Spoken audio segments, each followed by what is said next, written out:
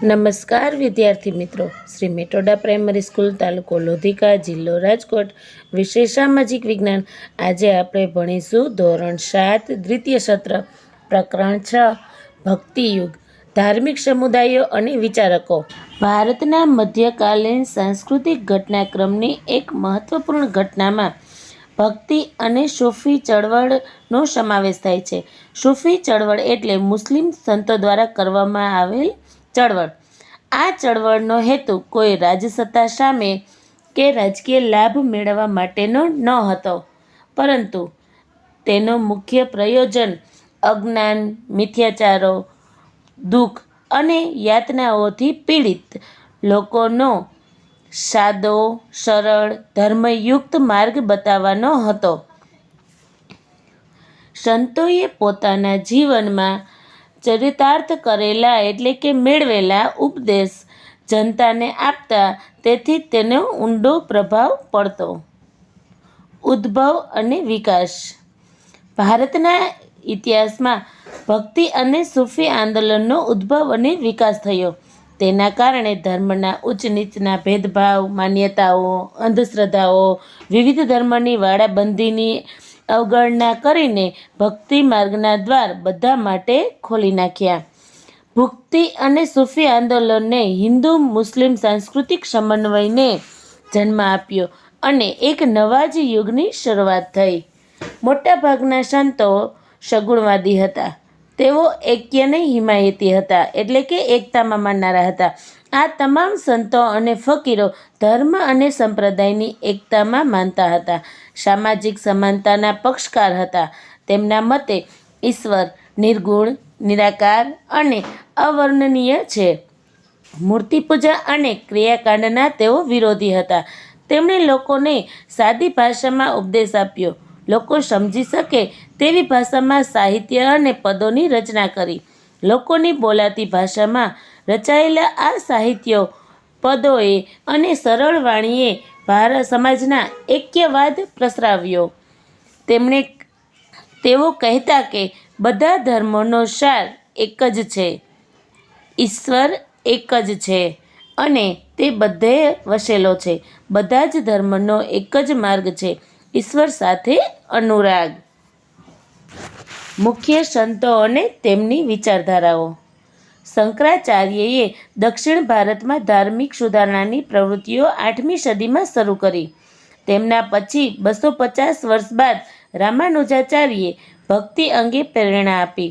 આ સમયે દક્ષિણ ભારતમાં અલવાર અને નૈનાર સંતોએ પણ ધાર્મિક આંદોલનોનો પ્રચાર અને પ્રસાર કર્યો. અલવાર સંતો વૈષ્ણવ હતા, એટલે કે કૃષ્ણ ભગવાનની ભક્તિમાં માનનારા હતા, અને નૈનાર સંતો શૈવ હતા, જે શિવ ભગવાનને માનનારા હતા. ભક્તિ માર્ગના આ અનુયાયીઓએ એકેશ્વરવાદમાં માનતા હતા. તેઓ તમામ ધર્મો અને સંપ્રદાયોની એકતામાં વિશ્વાસ ધરાવતા હતા અને મૂર્તિ પૂજા તેમજ ક્રિયાકાંડના વિરોધી હતા. ભક્તિ આંદોલનોએ આત્મ સાક્ષાત્કારના દ્વાર બધા માટે ખોલી નાખ્યા. ભક્તિ માર્ગના સંતો અને ચિંતકોએ આમ જનતાઓની ભાષામાં ઉપદેશો આપ્યા. આ સંતો અને તત્વચિંતકોમાંના કેટલાક મહાન આચાર્યો પણ હતા, જેમાં એક શંકરાચાર્ય હતા. શંકરાચાર્ય હિન્દુ ધર્મના પ્રચારકોમાંના એક હતા. શંકરાચાર્ય પછી આશરે 250 વર્ષ પછી દક્ષિણમાં રામાનુજાચાર્ય થયા. સામાન્ય રીતે એવું માનવામાં આવે છે કે ભક્તિ આંદોલનની શરૂઆત રામાનુજાચાર્યથી થાય છે. તેમણે ભક્તિ માર્ગનો સરળ ઉપદેશ આપી ઈશ્વરની પ્રાપ્તિનો સંદેશો આપ્યો. શંકરાચાર્ય. જન્મસ્થળ કાલડી. પિતા શિવગુરુ, માતા અંબાબાઈ આઈમ્બા. રામાનુજાચાર્ય. જન્મસ્થળ પેરુમલતુર. પિતા કેશવ, માતા કાંતિમતી. બંગાળમાં જયદેવ અને ચૈતન્ય જેવા મહાન સંતો થઈ ગયા.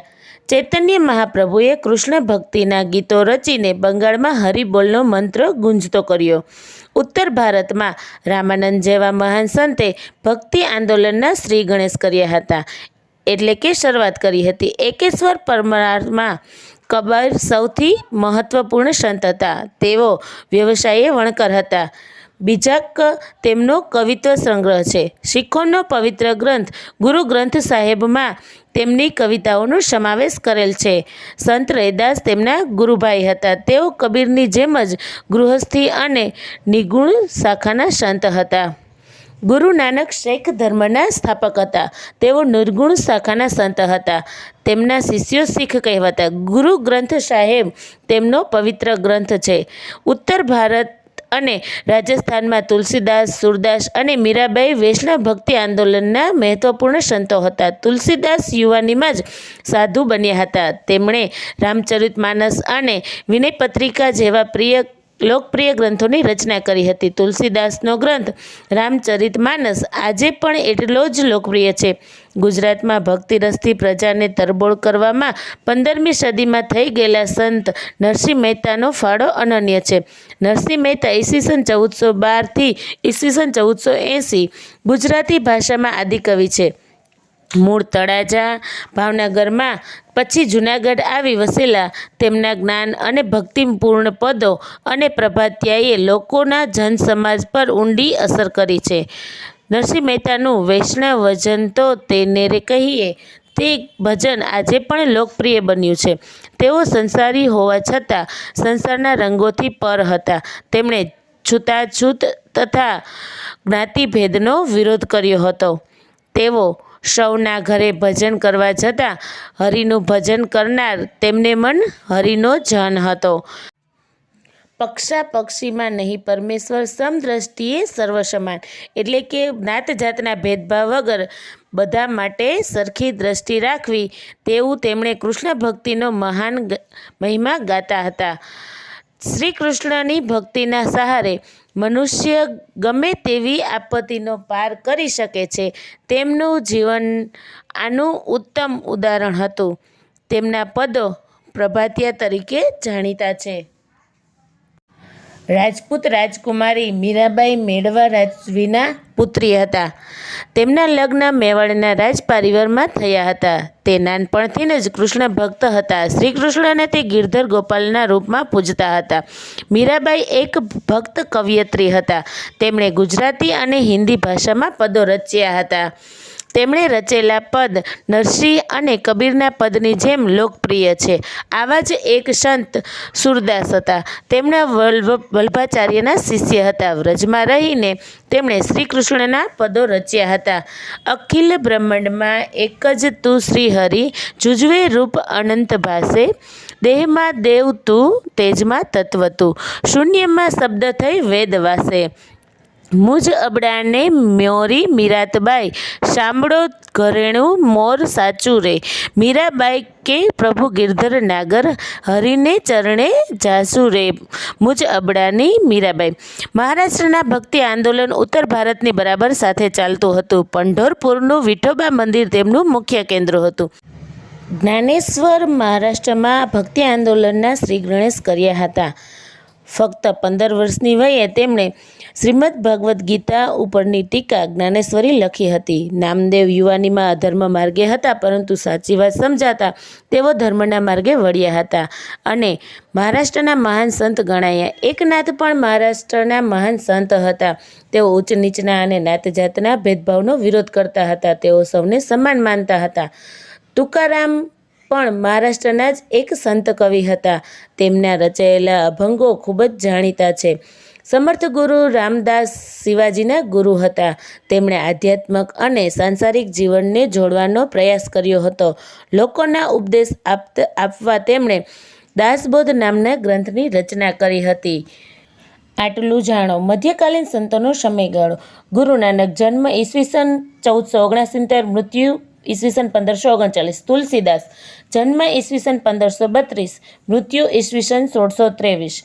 મીરાબાઈ જન્મ ઈસવીસન 1498, મૃત્યુ ઈસવીસન 1546. સુરદાસ જન્મ ઈસવીસન 1483, મૃત્યુ ઈસવીસન 1563. રૈદાસ જન્મ ઈસવીસન 1450, મૃત્યુ ઈસવીસન 1520. જ્ઞાનેશ્વર જન્મ ઈસવીસન 1276, મૃત્યુ ઈસવીસન 1296. નામદેવ. જન્મ ઈસવીસન 1270, મૃત્યુ ઈસવીસન 1350. એકનાથ. જન્મ ઈસવીસન 1533, મૃત્યુ ઈસવીસન 1599. તુકારામ. જન્મ ઈસવીસન 1608, મૃત્યુ ઈસવીસન 1650. સૂફી આંદોલન. મધ્યકાળમાં ભારતમાં થયેલા ધાર્મિક આંદોલનોમાં સૂફી ચળવળનો પણ સમાવેશ થાય છે.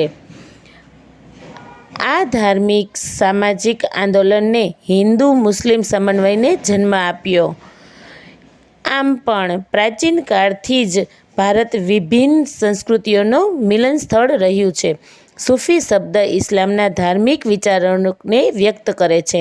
તેનો મુખ્ય મત ઈશ્વર અને મનુષ્ય વચ્ચે પ્રેમનો સંબંધ સ્થાપિત કરવાનો છે. ભારતમાં સૂફી મત ફેલાવનાર મુખ્ય 4 પરંપરાઓ હતી. પહેલું ચિશ્તી, બીજું સુહરાવર્દી, ત્રીજું કાદરી અને ચોથું નક્શબંધી. સૂફી આંદોલનમાં ચિશ્તી અને સુહરાવર્દી પરંપરા ખૂબ જ લોકપ્રિય બની હતી. બગદાદના શિયાબુદ્દીન સુહરાવર્દી પરંપરાની સ્થાપના કરી હતી. અજમેરમાં મોઇનુદ્દીન ચિશ્તીએ ચિશ્તી પરંપરાની સ્થાપના કરી હતી, જે આજે પણ કોમી એકતાનું ઉત્તમ ઉદાહરણ છે. તેમના મૃત્યુ બાદ તેઓ એક સૂફી સંત તરીકે બહુ જ ખ્યાતિ પામ્યા હતા.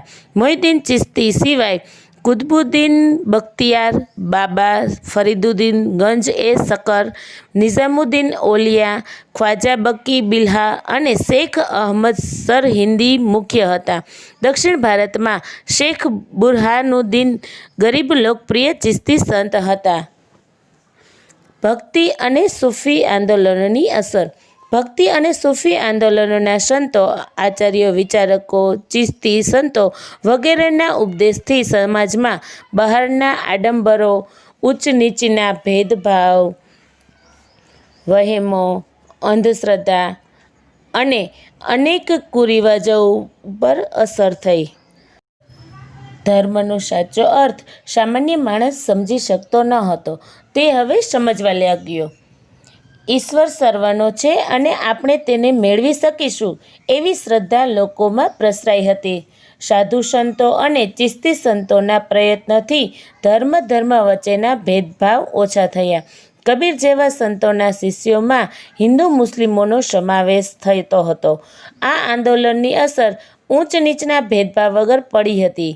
આ સમયે અનેક સંતો નાત જાત ભૂલીને દરેકને પોતાના શિષ્ય બનાવતા. મીરાબાઈ, રૈદાસ, રસખાન વગેરે તેના ઉત્તમ ઉદાહરણો છે. ગ્વાલિયરના સૈયદ મોહમ્મદ છૌસ વિંધ્યાચળના એકાંત સ્થાનોમાં હિન્દુ સંતો સાથે વર્ષો સુધી રહ્યા હતા. મુસ્લિમ રહસ્યવાદી વિચારધારામાં સંખ્યાબંધ હિન્દુ રહસ્યવાદી ક્રિયાઓ અને પ્રાર્થનાઓ ઉમેરાઈ છે. સૂફીઓએ હિન્દુઓની કેટલીક ધાર્મિક ક્રિયાઓ, વિધિઓ અપનાવી હતી. ઉદાહરણ રૂપે સૂફીવાદ એટલે કે તેના પંથમાં દાખલ કરનારવાનું શિરમુંડન એટલે કે માથાના વાળ કાઢવાના, ઝનબીન એટલે કે ભિક્ષાપાત્ર રાખવું, મુલાકાતીઓને પાણી ધરવું, સંગીતના મુશાયરાઓ યોજવા એટલે કે સંગીતનું આયોજન કરવું વગેરે.